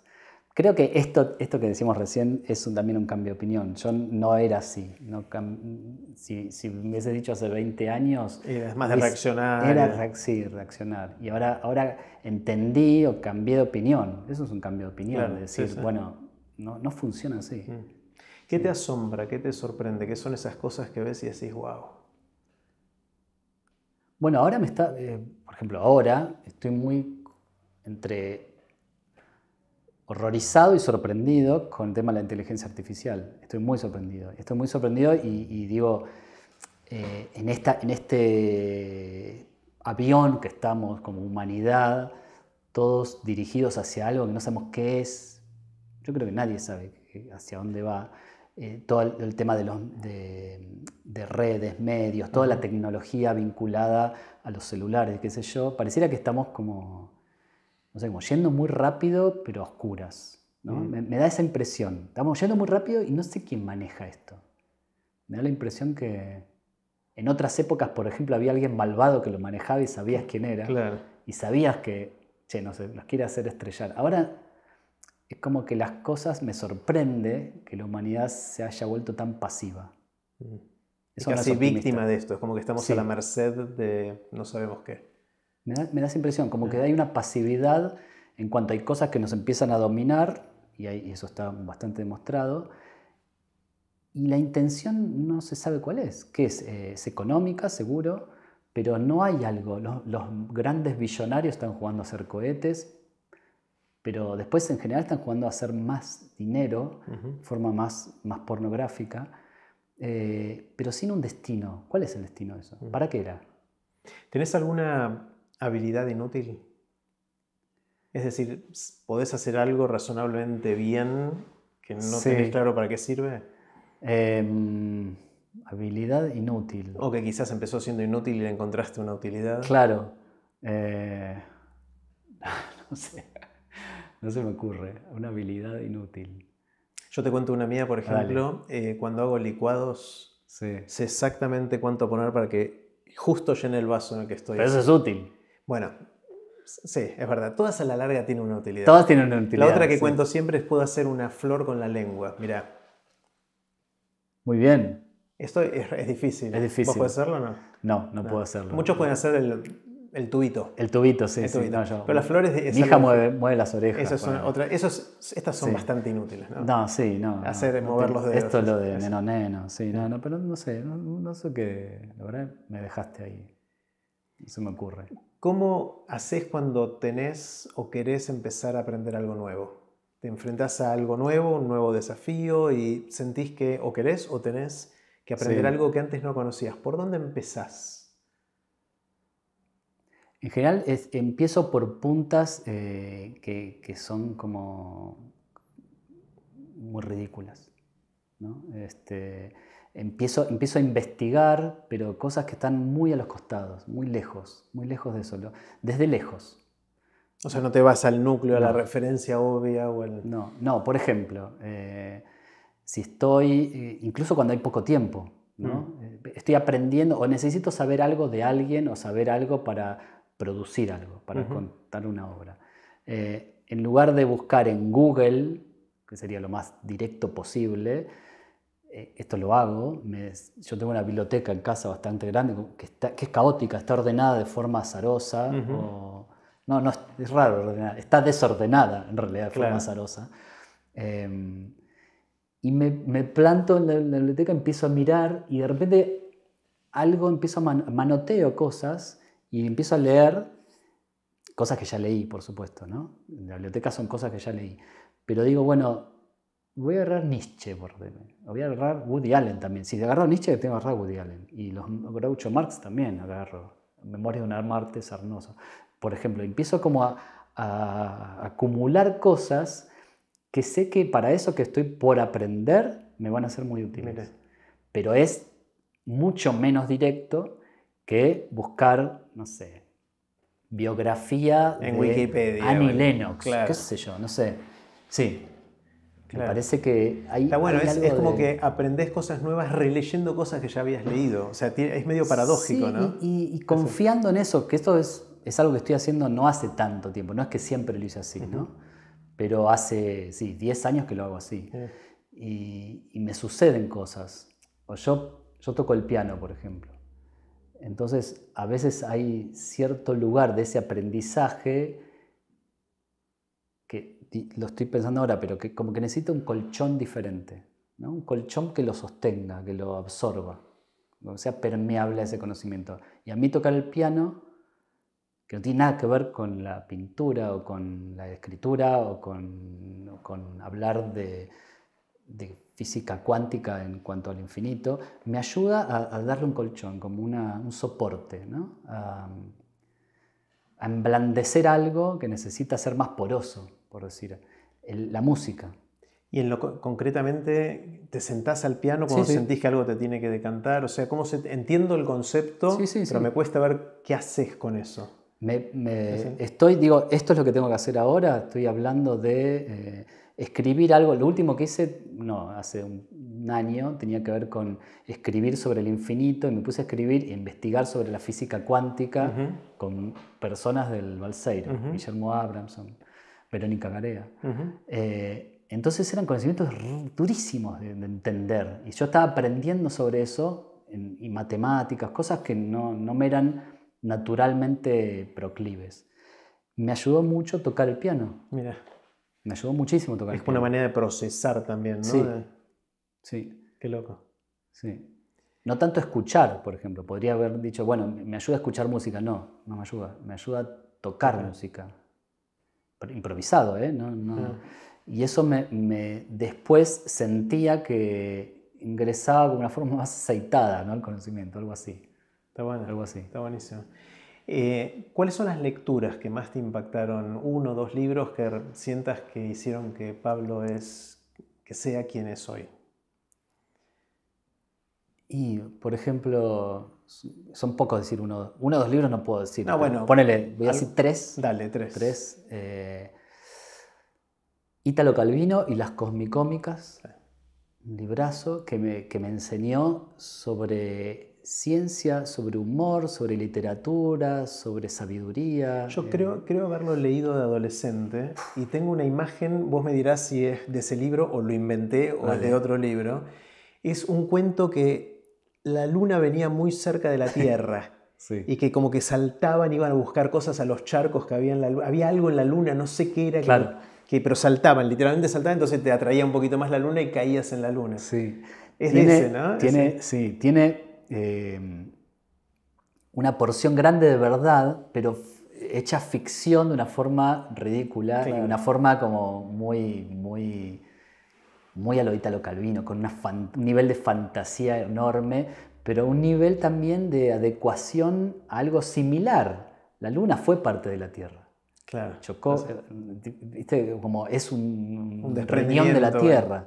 Entonces tiene algo de ahí, contado de otra forma. Y ese libro para mí cambió. Yo hice un libro, de hecho, que se llama La verdadera explicación, que cuento cosas de forma como muy fantasiosa, pero con principios reales, ¿no? Que son los mocos, de dónde vienen los dinosaurios, los platos voladores, no sé, la fuerza de gravedad. Cuento esas cosas, pero bueno, con un nivel así de disparate importante, y yo estoy seguro que hay una influencia de Ítalo Calvino. Hay algo ahí, seguro, sí.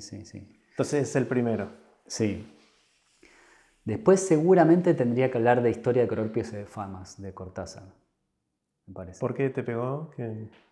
Me parece como que hay algo ahí de vuelta relacionado con la niñez, con las infancias, con la ingenuidad, y con la poesía más cercana, ¿no? Con la poesía más conmovedora, pero desde un lugar sobrio, con humor y con una altura a lo Cortázar que es inigualable, que a mí ese libro me lo cambió mi maestra de quinto grado por Platero y yo, que yo lo odiaba. Estábamos leyendo Platero y yo, Juan Ramón Jiménez. Sí. Yo lo odiaba. Odiaba la literatura. Porque no me gusta el libro. Porque en ese momento no me gusta el libro. Después sí. ¿Y ella te dijo, no leas ese, lee Ella este? me dijo, Elena, me dijo, deja esto, toma este. A mí solo me lo dio. En quinto grado. Y no, ahí entendí, dije, encima que se puede elegir, hay cosas que están buenas. Me vuela la cabeza. Y entendí, primero, que se podía abandonar un libro que me acompañó toda la vida. Y segundo, que tenía un océano de posibilidades de felicidad por delante. Qué genial. Gracias a ese libro. Una genia. ¿Seguiste muchos años después, sí. no, muchos años, no la vi nunca más y como hace, no me acuerdo, 8 o 9 años le escribí una carta, conseguí su mail, no me acuerdo, sí, por mail, le escribí una carta de agradecimiento y nada, me pareció que valía la pena. ¿Y ella te contestó? Sí, ella ya me conocía de lo que hacía. Y bueno, estuvo bueno. Qué bueno, entonces Italo Calvino, Cortázar, ¿y el tercero que pensaste? No pensé.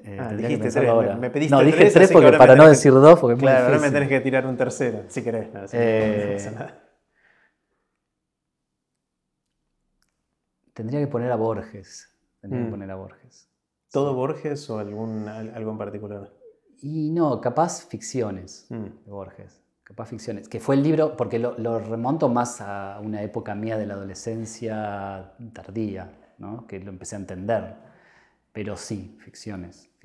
De leer cosas tan complicadas. ¿Y por qué me gusta esto que está tan complicado y que entiendo un 30% de lo que estoy leyendo? Porque era así. Claro. Esto lo entiendo, pero me cuesta un montón. Era como pareció al minuto 23. Tenías que sostenerlo un tiempo. Tenía que sostenerlo y de repente, y lo leí muchas veces y de repente lo entendí. Pareciera que entre hay un hilo de lo fantasioso, la fantasía, lo fantástico, sí. ¿No? En todo eso. Y que está también acá. Y que está, sí. Lo fantástico apoyado, ¿no? Claro. A mí sí algo que me gusta de la ciencia ficción y no la fantasía, es que la ciencia ficción es verosímil. Claro. Podría pasar eso. Podría pasar. Star Wars podría pasar y sí, podría pasar. Hay cosas cuando uno ve películas que ya se van mucho, ya perdés el interés, ¿no? Es como que esto, ¿de qué me está tratando? Me parece que tiene que ver con menospreciar o no, más bien. Claro. Con ser condescendiente con alguien. Te tiro esto porque vos no lo vas a entender, o te lo voy a poner bien, lo voy a justificar, porque esto... Quiero que sea coherente. Quiero que pase esto, ¿no? Y a mí me importa mucho eso, que las cosas que construyo sean verosímiles. Sería mucho más fácil si no fuese verosímil. Si yo digo, estoy viendo enfrente de ese corazón musical que hice, bueno, pero todas las cosas se encastran como para que sean verosímiles. Si alguien te levantara a las 3 de la mañana, ojalá no suceda. Pero suponete que sucede y te sacude y te dice, Pablo, ¿de qué trabajas? ¿Cuál sería tu respuesta rápida, sin pensar? Trabajo de intérprete. ¿De intérprete? Sí. Sí, eso es lo que pongo, de hecho, en el avión, así que tendría que ser... Lo ponía, ahora ya no se pone más. Intérprete. ¿Y qué es intérprete? El intérprete para mí es una persona que está como traductor de mundos, ¿no? Puede ser traducir de un idioma a otro, ¿no? Poder traducir un concepto a otro, bajarlo o subirlo. Pero a mí me gusta decir, en mi cuenta de Instagram dice eso, intérprete. Intérprete. Y yo trabajo de eso. Es interesante, nunca lo había pensado, pero intérprete, hay gente que depende del contexto lo puede interpretar, claro, como el que traduce de un idioma al otro, pero también el intérprete de una obra de teatro, al actor se le dice intérprete, claro, y sigue siendo... Si abrís, el intérprete lo que hace es como relacionar mundos que no se conocen entre sí, ¿no? Este no conoce lo que este podría darle, y el intérprete es un puente, ¿no? Podría ser algo así. A mí me me parece que sí, sería eso. Me encanta. Una difícil ahora. A ver. Imagínate que viene un cataclismo. De nuevo, ojalá no suceda, Sí. como el de sacudirte a la mañana, ¿eh? Viene un cataclismo que de un día para otro borra todo el conocimiento y la sabiduría acumulada de la humanidad. Todo terrible. Se pierde Sí. todo el conocimiento, toda la sabiduría. Y a vos te dan la oportunidad o quizás la responsabilidad de escribir un parrafito muy cortito, muy poquitas palabras, que capturen algo importante de lo que se sabía antes del cataclismo, Sí. quizás de tu área o de lo que vos haces o de tu vida, que sentís que estaría bueno que la gente post-cataclismo recuerde. Todo lo demás se va a borrar. ¿Qué preservás? ¿Cómo en poquitas palabras dirías algo que para vos es Que importante? yo diría algo... Sí. ¿Qué le legarías a las próximas generaciones post-cataclismo? Es como mucha responsabilidad, pero... Puede ser algo chiquito también, no hace falta que sea No, se me ocurre algo que no es mío, es de Benedetti. Pero capaz les dejaría... Hay un extracto que dice: cuando creíamos que teníamos todas las respuestas, de repente cambiaron todas las preguntas. Dejaría eso. Está bueno, está sí, bien. cambiaron todas las preguntas. Y me parece que sí, contra cataclismos sería la adecuada. Sí. Quiero invitarte a jugar brevemente al juego de aprender de grandes. Es un juego de naipes. Ajá. Te lo voy a mostrar. Vamos a abrir uno nuevo. Saco las instrucciones que están acá y me pongo los anteojos porque si no, no veo nada. Yo tampoco. No importa, no pasa nada. Cada carta tiene una pregunta. ¿Llegás a leer el tamaño? Sí, es grande. Bueno, cada carta tiene una pregunta. Yo lo que voy a hacer es saco los dos comodines y agarrá 3 cartas, las que vos quieras. Bueno. 3 cartas. De hecho, algunas de las preguntas que te acabo de hacer están también acá, así que puede ser que justo te toque una repetida de las que ya te hice. Y lo que quiero es que las léelas y vas a elegir la que querés responder. Y yo hago lo mismo con las mías. Dale. Si querés, léelas en voz alta. Así, bueno, una ya me tocó. ¿En qué trabajás? Respuesta corta y rápida. Esa, entonces cambiala por otra. Esta. ¿Esa es nueva o ya te tocó? Esta ya me tocó. No, entonces vamos a ir desde acá. Ahí. Qué casualidad. Esta no la tengo. Bueno, a ver qué te tocó. ¿Qué le preguntarías a un extraterrestre? Ajá. ¿Cuál fue la conversación más difícil que tuviste que tener? ¿Qué harías distinto hoy si supieras que te quedan 5 años de vida? Pensá cuál, yo mientras leo las mías, Dale. así te doy un poquito de tiempo. A mí me tocó, ¿en qué momento sentís que tu vida es plena? La otra es, si pudieras dar una charla a un público muy masivo, ¿de qué te gustaría hablar? Y el otro es, ¿qué concepto o idea debería conocerse más? Son todas difíciles. Son todas difíciles, sí. Siempre. Es que todas estas... Bueno, yo encontré la que yo quiero contestar. ¿Vos ya elegiste una? Tengo una que puede ser superficial, una que es muy íntima. La superficial es qué le preguntarías a un extraterrestre. Sí, la íntima es cuál fue la conversación más difícil que tuviste que tener. Sí. Y esta no elegí. ¿Qué harías distinto hoy? ¿Qué harías distinto si supieras que te quedan 5 años de vida? Sí. ¿Cuál querés contestar? Bueno, puede ser esta. La conversación. Es dura, sí, pero está bien. ¿Cuál fue? La más difícil fue cuando mi mamá, que enfermó de cáncer, entró en una disyuntiva con su corta vida que tenía por delante y me empezó a preguntar. Yo en ese momento estaba como muy vinculado a formas de mirar la vida con respecto a lo que hablamos hace un rato, ¿no? Si había algo más después. Y yo estaba intentando convencerme de que sí, con diferentes fuentes. Y cuando tuve esa conversación con ella, sinceré todo eso y tuve que decir que no había nada. ¿Y se lo dijiste a ella o Sí. lo hablaste con ella? Sí. Wow. Y tuve que decirle que no, porque era más fuerte mentir en un momento a una persona que ya tenía un segmento de su vida terminado, que que prometer algo con lo que yo me iba a quedar con... Con culpa, quizás. Claro, sí. Eso fue lo más difícil. ¿Y ella qué sintió, cómo reaccionó? No, ella bueno, era científica, entonces creo que se puso orgullosa. En vez de bajonearse, porque entonces no tengo otra vida, se puso orgullosa. Se Mi puso hijo, el orgullosa artista, finalmente este entendió la artista que no ciencia. sé qué, que la ciencia ficción, Italo Calvino, y al final no creen nada. Bien, así que sí. Wow. Bueno, gracias por compartirla. De nada. Esta pregunta es, ¿en qué momento sentís que tu vida es plena? Hay muchos, ¿no? Obviamente. Pero últimamente estoy sintiendo cada vez más que siento que es plena cuando hago cosas sin pensar en el que dirán, lo que van a decir los demás, si le va a gustar o no a la gente y todo ese tipo de cosas, ¿no? Justo hablábamos antes de empezar a grabar que tengo la suerte en Aprender de Grandes de invitar a la gente que yo quiero y con la que yo quiero y no tengo que hacerle caso a nadie, hago lo que se me antoja. Y la verdad que no sé, no tengo ni idea hace cuánto tiempo estamos conversando. Y estos momentos son como, para mí son regalos, en este caso me lo haces vos, así que gracias. Y no sé, no necesito nada más. O sea, es como que es plena en ese sentido. Es algo que es exultante, ¿no? Después tengo la suerte que hay gente que le gusta y que ojalá estén disfrutando de esta conversación también, pero lo hago porque yo lo disfruto. Claro. Bueno, pero esa es una empatía propia que creo que es trasladable, ¿no? Cualquiera, es una forma de arte esto que haces. Trasladar y estás interpretando cosas.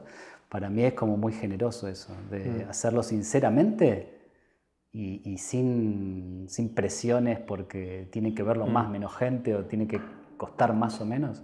Eso es muy genuino y muy atípico, además, y lindo. Y siguiendo con el paralelo que estás diciendo, hay algo de este espacio que se parece a el espacio de Aprender de Grandes. Hay un concepto que estoy como... Me enamoré de este concepto que lo fui descubriendo y desarrollando en los últimos años, de los dispositivos de la vida. Es decir, no dispositivos en el sentido de las pantallas, los teléfonos, no, el dispositivo en el sentido de algo que hace que ciertas cosas sucedan que sin eso no sucederían. Te doy ejemplos. Por ejemplo, la entrevista o la conversación de Aprender de Grandes, que yo típicamente me encierro en un estudio de grabación, apagamos los celulares, no tenemos límite de tiempo y mi único objetivo es aprender de la otra persona y escuchar y conversar. Entonces es un dispositivo en el cual suceden cosas que no... O sea, si hacíamos esta misma conversación tomando un café no era lo mismo en una cafetería, ¿no? Y por ahí estaba buena también, pero era otra cosa. Otra cosa, sí. No hubiésemos conversado de todo esto, no sé si me hubieras contado la conversación con tu mamá. En un café con todos los estímulos y con la tele prendida atrás. O sea, hay algo del dispositivo que cataliza ciertas cosas que sin eso no sucederían. Este juego de Aprender de Grandes, por ejemplo, es otro dispositivo que mucha gente lo está jugando y me escriben diciendo... nos quedamos hasta las 3:30 de la mañana con mi pareja, o con mi amigo de toda la vida, o con un grupo de amigos, y me enteré de cosas que digo, ¿cómo nunca me habías contado eso? Y bueno, es la cartita la que me preguntó. Porque de repente hay una pregunta que es, ¿qué te da miedo? ¿O de qué te arrepentís? O ese tipo. Son preguntas bastante básicas, no son gran cosa la pregunta, pero que es difícil hacerla si no es la carta la que te la hace. Sí, me hace acordar a las máscaras, ¿no? Cuando uno se pone una máscara y bajo la máscara como que de repente actúa un disfraz. También, como que no soy yo, es el disfraz, es la máscara. Y lo que siento es que acá te construiste un dispositivo. O sea, siento por lo que escuché, lo que me contaste, es que en este espacio, acá adentro, acá alrededor, acá afuera, están pasando cosas que antes no te pasaban. Sí, eso además digamos, tiene mucha relación también con Tania, que es mi pareja. Que ella también empujó de una forma que yo no hubiese empujado esto, o de la misma, digamos, lo llevó a una dirección que yo no sabía que existía. Y también eso está bueno, esa simbiosis, ¿no? Que uno puede hacer con una persona que ama, en donde de repente suceden milagros, ¿no? Y esto es un poco un milagro también, por eso quiero mencionar, porque gran parte de haber gestionado esto y avanzado con esto es por ella. Y bueno, y de Tania son estas hermosísimas... Son estas tazas, las tazas que Guama, estamos usando para tomar el agua. Sí. Pablo, salud. Jerry. Un gustazo. Un placer, gracias, che. gracias.